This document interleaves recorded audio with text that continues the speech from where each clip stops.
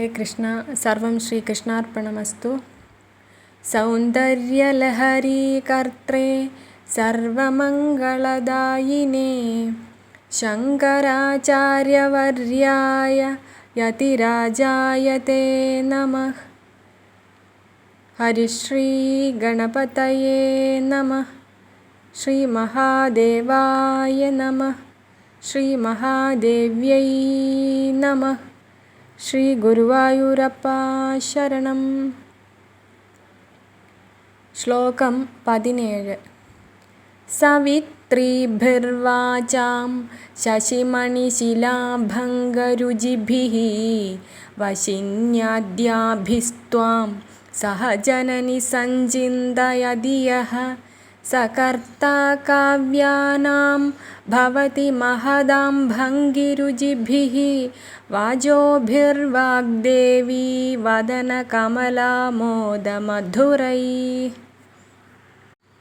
അല്ലയോ ജഗന്മാതാവേ, വശിന്യാദി വാഗ്ദേവതകളോടുകൂടെ നിന്തിരുവടിയെ ആരു ഭജിക്കുന്നുവോ അവർ മഹാകവികളുടെ, അതായത് കാളിദാസനെ പോലെയുള്ള മഹാകവികളുടെ വാഗ്വിലാസം പോലെ അതിമധുരങ്ങളായ മഹാകാവ്യ പ്രബന്ധങ്ങളുടെ നിർമ്മാതാവായി ഭവിക്കുന്നു.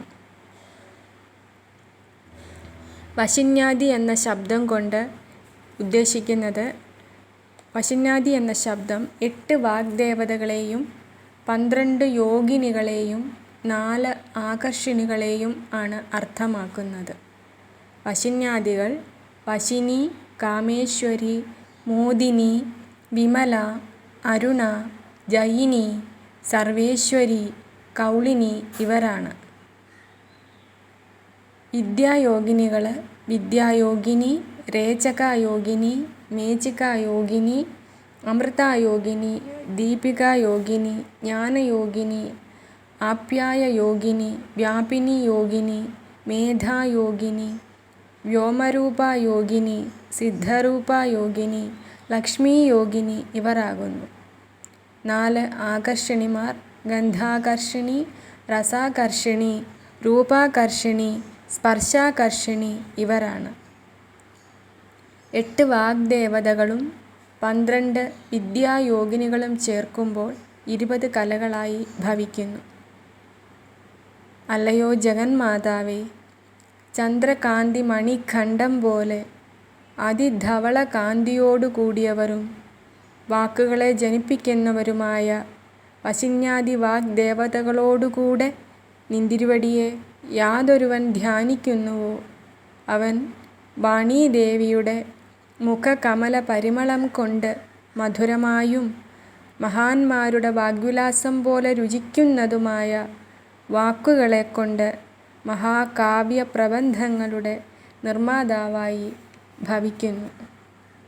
അതായത് വശിന്യാദി വാഗ്ദേവതകളോടുകൂടി അമ്മയെ ഭജിക്കുന്നവൻ ആരായാലും അവൻ മഹാകവികൾക്ക് തുല്യനായി ഭവിക്കുന്നു. അതായത് അത്രയും അനുഗ്രഹം അമ്മയിൽ നിന്നും ലഭിക്കുന്നതാണ്. ശ്ലോകം 18.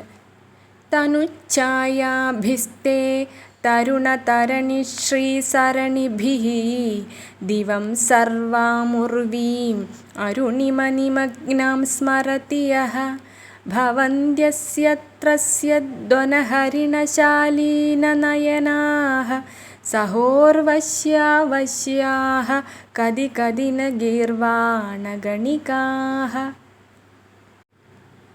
ജഗന്മാതാവായ അമ്മയുടെ ശരീരം ഉദിച്ചുവരുന്ന ബാലാദിത്യൻ്റെ കിരണം പോലെ ശോഭയേറിയതാണ്. ആ രൂപം ധ്യാനിക്കുന്ന ഒരുവന് സ്വർഗസുന്ദരിമാർ പോലും വശ്യമായി തീരുന്നു എന്നാണ് പറയുന്നത്. അല്ലയോ മഹാത്രിപുരസുന്ദരി, ബാലാദിത്യ കാന്തിയുടെ സൗഭാഗ്യത്തോടു കൂടിയ, എന്തെന്നാൽ അത്രയേറെ മനോഹരവും തേജസ്സുറ്റതും തിളക്കമാർന്നതുമായ സ്വർണവർണ്ണം കലർന്ന ചുവപ്പ് നിറത്തോടു കൂടിയ നിന്തിരുവടിയുടെ ദേഹകാന്തിയാൽ സമസ്ത ലോകവും ആകാശവും ചെമ്പഞ്ഞിച്ചാറുകൊണ്ടുള്ള സമുദ്രത്തിൽ മുങ്ങിയതായി അതായത് സമസ്തവും സ്വർണവും മരുണവും കലർന്ന നിറമായി ആരാണോ ധ്യാനിക്കുന്നത് അവന് ഭയപ്പെട്ടുപോയ മാൻപേടകളുടെ നയനങ്ങൾ പോലെ അതിസുന്ദരമായ നയനങ്ങളോടുകൂടിയ ഉർവശി മുതലായ അപ്സര സ്ത്രീകൾ പോലും വശ്യകളായി ഭവിക്കുന്നു. എത്രയെത്ര ദേവസ്ത്രീകൾ പോലും വശ്യകളായിത്തീരുന്നുവെന്ന് സാരം. ഇവിടെയും അമ്മയുടെ ശരീരകാന്തിയുടെ മഹത്വമാണ് വർണ്ണിക്കുന്നത്. ശ്രീ മഹാദേവായ നമഃ. ശ്രീ മഹാദേവ്യൈ നമഃ.